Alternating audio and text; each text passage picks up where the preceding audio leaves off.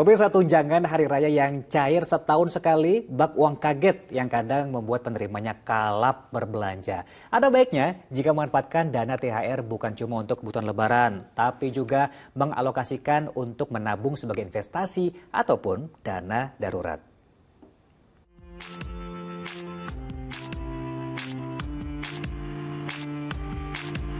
Asik, THR udah cair, enaknya beli apa ya? Baju baru atau mungkin gadget terbaru? Waduh, pikiran makin kemana-mana, pengen semuanya, tapi jatuhnya malah impulsif. Kira-kira bagaimana ya cara bijak memanfaatkan dana THR? Sama-sama, yuk cari tahu. Wih, siapa tuh yang langsung kalap pegang uang banyak? Hehe, apalagi bukan cuma THR yang cair, tapi ada juga sebagian perusahaan yang sudah menggaji karyawannya berdekatan dengan dana kaget setahun sekali itu. Yap, sesuai namanya, THR memang diberikan kepada karyawan atau pekerja untuk menunjang kebutuhan saat Hari Idul Fitri. Biasanya nih, buat beli baju lebaran, kue kering, hampers, atau kebutuhan lainnya. Nah, tapi ada baiknya loh kalau uang yang datang setahun sekali ini ada yang disisihkan sebagian untuk dana darurat. Bahkan sebenarnya THR itu bisa jadi financial quick win atau solusi keuangan cepat. Dengan THR, alih-alih kita gunakan untuk belanja sampai habis, kita bisa menggunakannya untuk persiapan atau penyelesaian masalah-masalah keuangan. Misalnya apa? Bayar utang gitu kan. Utang dan sedekah itu harus didahulukan utangnya ketimbang sedekahnya. Apalagi belanja gitu ya. Jadi utang dulu. Kita menahan juga ada tujuannya gitu ya, supaya kita tidak merasa bahwa tersiksa gitu untuk menahannya. Artinya tujuannya untuk apa? Untuk dana darurat, untuk persiapan kurban, untuk investasi. Sekarang tinggal kita pilih deh investasi apa yang pas dengan kebutuhan dan uang yang ada. Tentu dipilih berdasarkan tingkat risiko, mulai dari yang rendah sampai yang berisiko tinggi. Yang pasti akan berbanding lurus dengan imbal hasil yang didapat.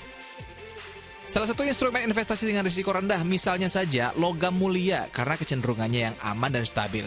Likuiditasnya juga mudah jika dibutuhkan sewaktu-waktu. Emas murni bisa jadi pilihan karena memiliki kelebihan hedging atau melindungi aset dan tentunya tidak terpengaruh inflasi.